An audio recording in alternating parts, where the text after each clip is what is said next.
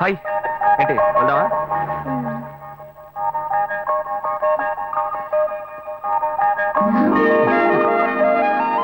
Come come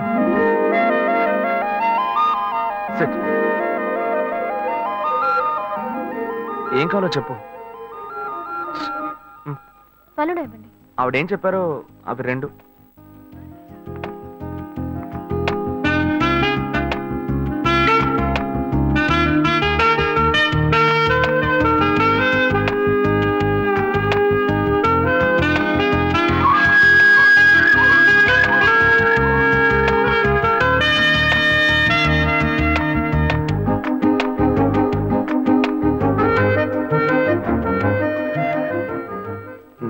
ఆశపడింది కదా, light గా గోకితే సైడ్కి రమ్మంటుంది. బాయ్స్ ఇలాగే బ్లాక్ అవుతున్నారా?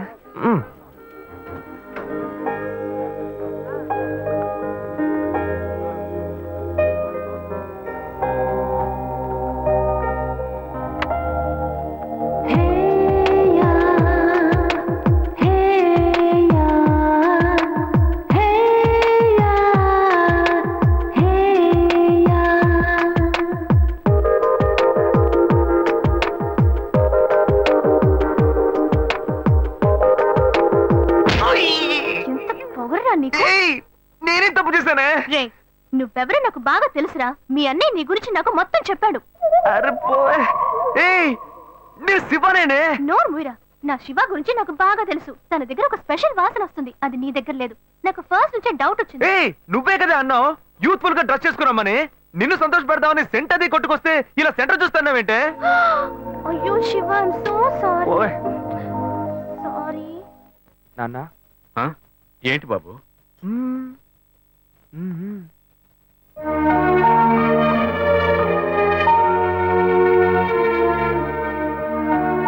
ఏంటి నువ్వు? వెంకటాచలం.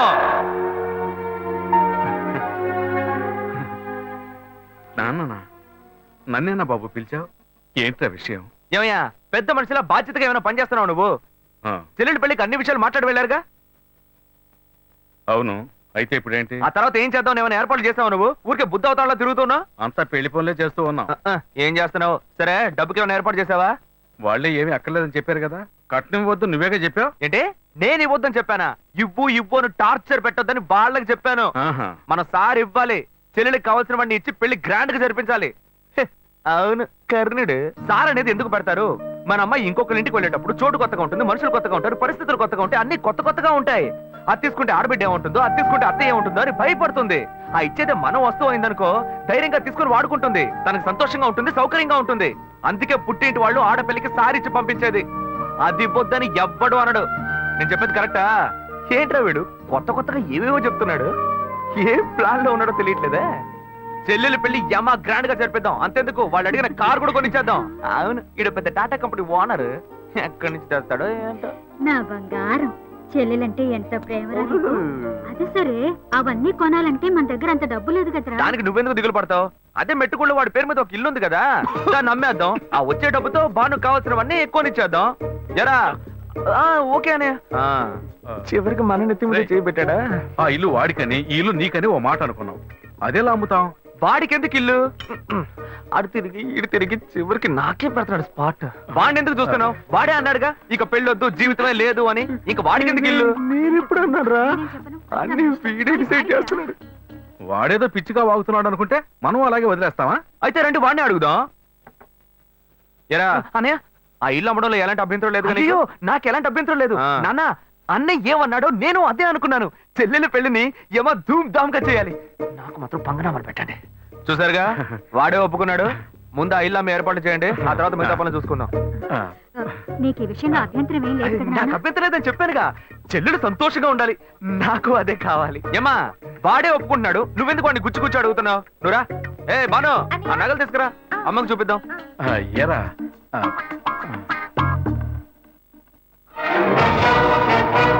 నా ఇంటికి ఎసరు పెట్టావు కదా, వీడిని ఇలాగే వదిలేస్తే నా చేతికి చెప్పిచ్చి నడి రోడ్డు నిలబెట్టేలా ఉన్నాడు.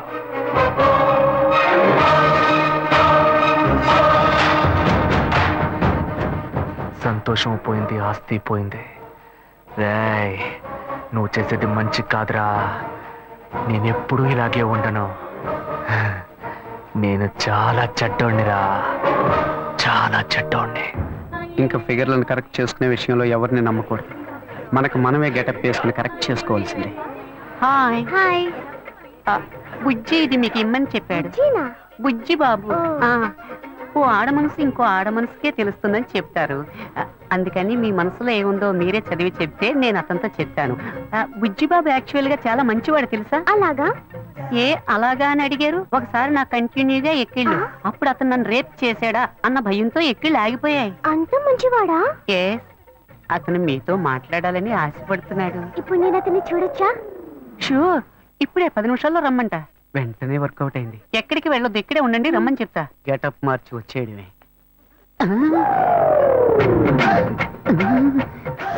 అయ్యో వీడెందుకు ఇక్కడికి వచ్చాడు? అయ్యో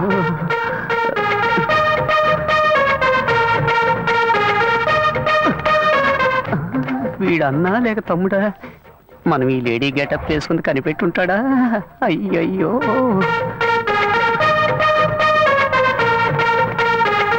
ఇదొకటి ఊరికే జారిపోతుంది. ఏంటి వీడు నడిస్తే నడుస్తున్నాడు, ఆగితే ఆగుతున్నాడు. అయ్యో ఏం చెబుతాడో తెలియట్లేదే. అనవసరంగా అమ్మాయిని బస్ స్టాండ్ లో వెయిట్ చేయమని చెప్పారు. అయ్యోయ్యో బ్లైండ్ అండ్ వచ్చేసాడు. తమ్ముడైతే పైన కొడతాడు, అన్న అయితే ఎగిరెగిరి తంటాడే. వాళ్ళేస్తే దీనికే వెయ్యాలి. బుద్ధుందిరా నీకు? నువ్వు బుచ్చిబాబు సిస్టర్ కదా? బుజ్జి బాబునేరా? వలేస్తే నాకే వెయ్యాలా? వచ్చి వెయ్యరా, రారా. ఆడవేషం వేసుకుని కూడా లవ్ చేసుకుని ఇవ్వట్లేదు కదరా. అక్కడి నుంచి చూసినప్పుడు ఫిగర్ సూపర్ గా ఉంది అనుకున్నాను. ముందుకొచ్చి చూస్తే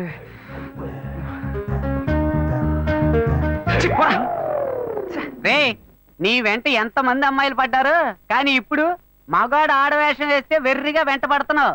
ఇలాగే వెంట పడుతూ ఉండు, ఏదో రోజు పిచ్చి ముదిరి రోడ్డును పడతావు. ఏంటి వీడు అలోమని తలపట్టుకుంటున్నాడు? నేను లవ్ చేసిన అమ్మాయిలకి వలేసి కలేసుకుంటాడు అనుకుంటే చివరికి నన్నేం తెలియసుకుంటున్నాడు. Very bad. ఇంక ఈ ఊళ్ళో ఉండకూడదు, వేరే ఊరికి వెళ్ళి సెటిల్ అవడం మేలు.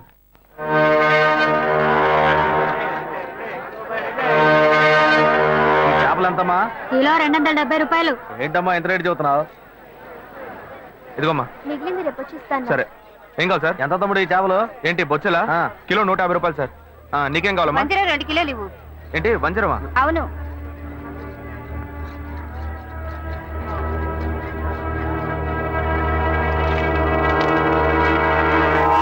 క్రీడలో ఉన్నాడే, చేపలు అమ్ముతున్నాడు. ఎందుకు నన్ను చూసి పారిపోతున్నావు? నేనే నిన్ను చూసి పారిపోవట్లేదా? నువ్వు నన్ను చూసే పారిపోతున్నావు, మర్యాదగా చెప్పు.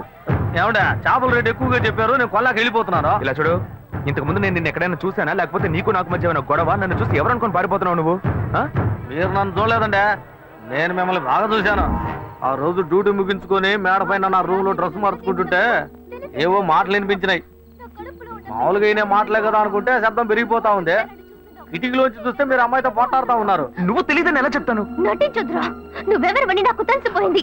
కాలానికి తగ్గట్టు మాట మారుస్తావు, అవసరమైతే మనిషినే మారుస్తావు. అయ్యో, నన్ను తప్పుగా అర్థం చేసుకున్నావు. లేదురా, కరెక్ట్ గానే అర్థం చేసుకున్నా. రేపు నేను కమిషనర్ ఆఫీస్ కి వెళ్తున్నా.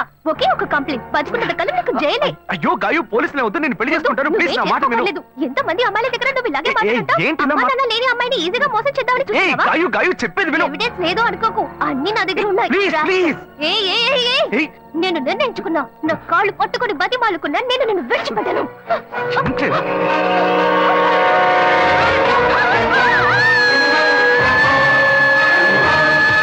పోలీసులకు ఎందుకు చెప్పలేదురా? పోలీసులకు ఎందుకు చెప్పలేదు? చట్టంలాండే ఏందండి మీరు? పోలీసులకు చెప్పలేదని సంతోషపడకుండా నన్ను పట్టుకుని దబాయిస్తారేంది? భలే వారండి మీరు. ఏం లేదు, పోలీసులు నేను ఎంక్వైరీ చేస్తుంటారు. నువ్వు పోలీసులకి ఏమైనా చెప్పావేమో అని అడుగుతున్నా. వాళ్ళు అడిగారండి, నేనేం చెప్పలేదు. ఏ? నేను చూశానని చెప్తే పోలీస్ స్టేషన్ చుట్టూ నన్ను తిప్పుకొని నన్ను ఇబ్బంది పెడతారు. నిజం చెప్పు చెప్పు అని చితకబాస్తారు. నిజం చెప్పానని మీ వాళ్ళకి తెలిస్తే నన్ను కిడ్నాప్ చేసి ప్రాణాలే తీస్తారు. ఇదంతా నాకు అవసరమా? మేమేదో బతుకు తెరుగు కోసం ఈ ఊరు వచ్చామండి, అసలే డబ్బు ఇబ్బందుల్లో ఉన్నాము. ఈ సమయంలో ఇది చెప్పబోయి చిక్కుల్లో పడితే నా కుటుంబాన్ని ఎవరు కాపాడతారో? ఇదంతా నాకు అవసరమా? పోండి సార్. ఏమయ్యా ఇటు రావయ్యా. ఎందుకంటే రావయ్యా. వదిలేట్లేడు ఈయన. తీసుకెళ్ళండి, ఇవన్నీ నా దగ్గర అంత డబ్బు లేదే. తీసుకెళ్ళి తినవయ్యా. అవును, నువ్వు అక్కడే పని చేస్తున్నావా? ఆ అమ్మాయి చచ్చిపోయిన దగ్గర నుంచి ఆడికి డ్యూటీకే పోవట్లేదంటే. మరి ఇప్పుడు ఎక్కడ పని చేస్తాను? ఇప్పుడు అప్సరా థియేటర్లోనేనండి నా డ్యూటీ. అప్సరా థియేటరా? ఇవాళ పనికెళ్ళా? లేదు, సాయంత్రం పైన. ఇదిగో తీసుకెళ్ళు, వెళ్ళి వండుకొని తిను. రే ఆయన అడిగిన చేపలేవరా? అలాగే ఉండు. ఇవి ఖర్చులు కొంచెం. ఎందుకంటే పర్లేదు, ఉంచుకోవయ్యా. వెళ్ళు, సరేనా? అవును, నీ పేరేమన్నావు? సుబ్బారావు అండి. సుబ్బారావు,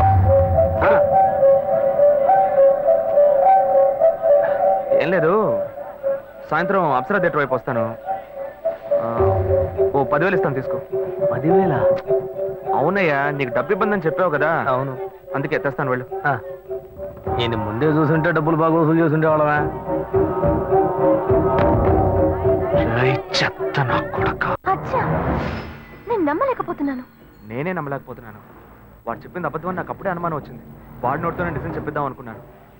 తప్పు చేస్తుంటాడు అనుకున్నాను, కానీ ఇలా హత్య చేసేంత ఘోరాన్ని కొడిగడతాడని నేను కళ్ళు కూడా అనుకోలేదు. వాడిని ఎక్కడైనా చూశానంటే నడి రోడ్లోనే చెప్ప తీసుకొడతా. ఇంత పెద్ద తప్పు చేసి ఏమీ తెలియనట్టు నటిస్తున్నాడు, నిన్ను మోసం చేశాడు. వాడిని ఊరికే వదలకూడదు. ఇది సూసైడ్ కాదు, మర్డర్ అని పోలీసులు కంప్లైంట్ ఇవ్వాలి. కంప్లైంట్ ఇవ్వాలంటే ఆ కేసును రీఓపెన్ చేయాలి. నేను ఆ కేసును రీఓపెన్ చేయలేను.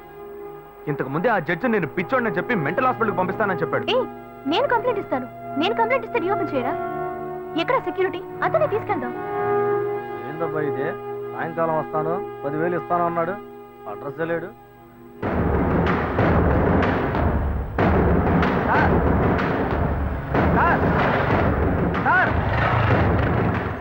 సార్, ఏంటయ్యా? నేను ఇక్కడ ఉన్నాను సార్.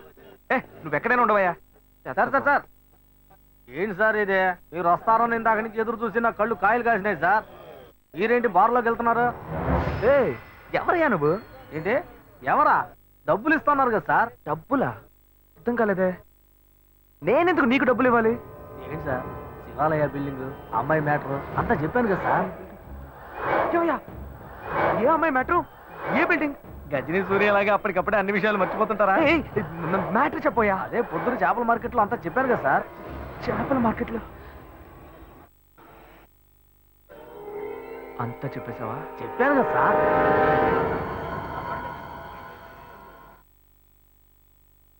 ఎంత ఇస్తానని చెప్పాను? 10,000. 1,00,000 రూపాయలు ఇస్తా.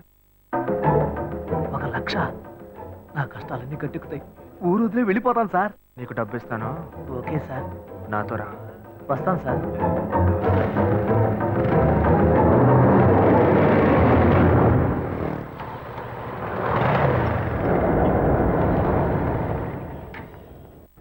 హలో, బండి ఇక్కడ పార్క్ చేయకూడదు, తీసుకెళ్ళి అక్కడ పార్క్ చేయండి. లేదు, ఇక్కడ పార్క్ చేయట్లేదు. ఇక్కడ సెక్యూరిటీ సుబ్బారావు అని ఒక అతను ఉండాలి. సుబ్బారావు గేట్ దగ్గరే ఉంటాడే.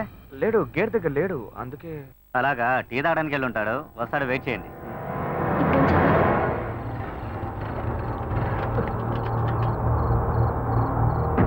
దిగవయ్యా. ఏమైంది సార్? ఏం లేదు, పెట్రోల్ ట్యాంక్లో ఏదో అడ్డుపడ్డట్టుంది, చూడాలి.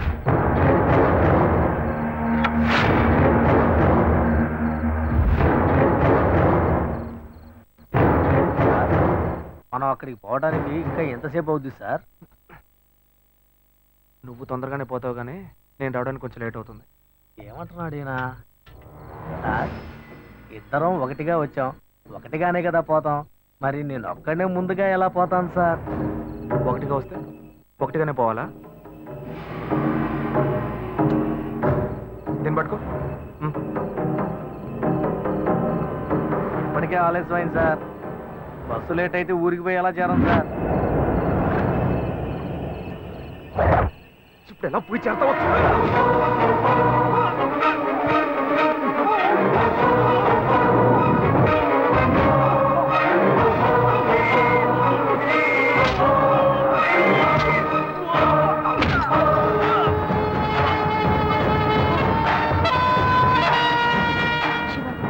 చాలా లేట్ అయింది, మనం రేపొద్దామా? చూద్దాం, ఉండు. హలో, అతని ఫోన్ నెంబర్ ఉందా? ఉంది.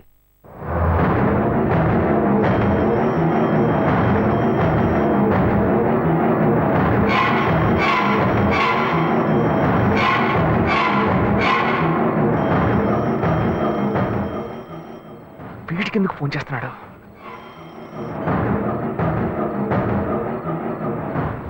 హలో ఏయ్ సుబ్బారావు, నేనయ్యా నీకోసం డబ్బు తీసుకొచ్చానయ్యా. సార్ నేను అర్జెంట్ గా ఊరికి పోతున్నాను సార్. ఇంటి ఊరికి వెళ్తున్నావా? ఎప్పుడు వస్తావయ్యా? నేను రావడానికి ఒక 4 వారం అవుతుంది సార్. ఏమంటున్నావయ్యా? మా అమ్మకి ఒంట్లో బాగాలేదని ఫోన్ వచ్చింది, అందుకే బయలుదేరాను సార్. నేను రాగానే ఫోన్ చేస్తాను సార్. తొందరగా రావయ్యా. వచ్చేస్తాను సార్. ఏమైంది? అతను ఎప్పుడు వస్తాడంట? వస్తాడు దయ్యంలా. వాడు రావడానికి వారం పడుతుందట.